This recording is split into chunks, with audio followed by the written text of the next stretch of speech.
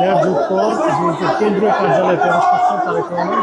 এই মুহূর্তে বিএনপির কেন্দ্রীয় কার্যালয়ের নয়াপল্টনের সড়কে তার গাড়ি রয়েছে এবং তার গাড়ি ঘিরে নেতাকর্মীদের উচ্চ করা ভিড় আমরা দেখতে পাচ্ছি।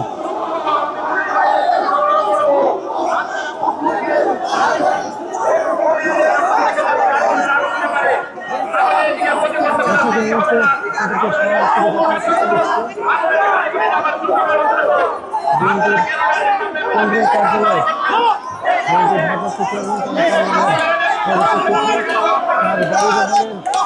সামনে এবং পেছনে নেতাকর্মীদের উচ্চ করা ভিড় আমরা দেখতে পাচ্ছি।